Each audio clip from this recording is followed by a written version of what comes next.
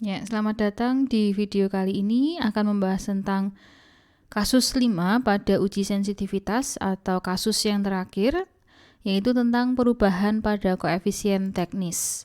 Nah, kita akan gunakan kasus pada pabrik kimia yang lalu seperti pada video bagian 1. Nah, misalkan periode ke-7 ini ada perubahan komposisi bahan untuk zat C. Jadi kaleng zat C-nya yang semula membutuhkan 2 kg zat P sekarang berubah jadi setengah kilogram zat P. Yang semula tidak membutuhkan zat Hi sekarang jadi butuh 1/4 kg zat Hi. Dan yang semulanya juga 4 kg zat R sekarang hanya butuh 1 kg zat R gitu. Nah, untuk sumber daya dan ketentuan lainnya tidak berubah. Nah, berarti perubahan ini yang saya beri tanda kuning ini gitu ya. Nah, sebelum kita lanjut, maka ada 4 istilah matriks di sini, yaitu matriks yang diberikan atau nanti yang saya berikan warna orange ini akan menjadi matriks kolom ke C atau matriks A3 karena posisinya ada di kolom ketiga gitu ya. Berarti A3 berarti tabel awal.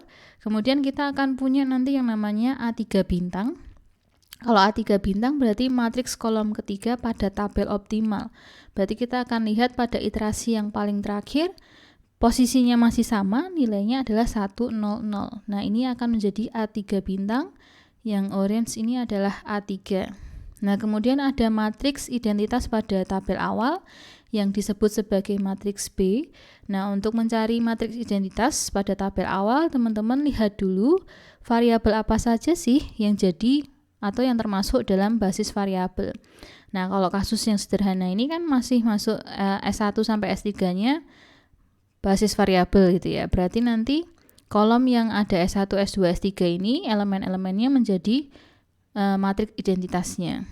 Nah, hati-hati kalau nanti misalkan ada kasus yang pakai artificial variable atau pakai variabel surplus gitu kan, berarti di sini basis variabelnya kan bukan S, tapi bisa jadi ada artificialnya A1, A2 dan seterusnya, maka kita lihat di kolom mana yang menjadi basis variabel. Nah, ini matriks B gitu ya.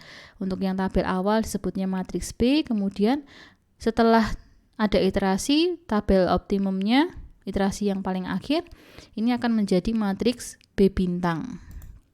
Nah,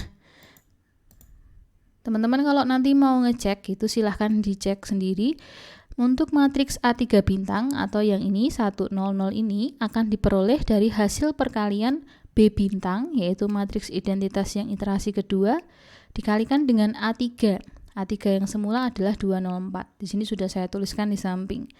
Teman-teman silahkan cek nanti untuk dapat 100 bisa dikalikan dengan matriks B B bintang dikalikan dengan A3. Nah, kembali ke kasus, berarti sekarang A3-nya saya punya setengah, 1/4 dan 1. Nah, nanti akan dikalikan dengan B bintang, diperoleh nilainya ini 3/16, 1/8 dan 1/4. Nah, nilai ini akan disubstitusikan ke bagian kolom W-nya. Jadi kita punya kolom baru lagi. Saya berikan iterasi ke 0 bintang gitu.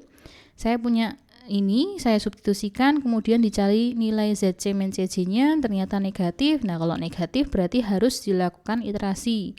Seperti biasa, ini kolom pivotnya. Setelah dapat kolom pivot, cari RHS-nya. Pilih RHS yang positif terkecil, baris ketiga.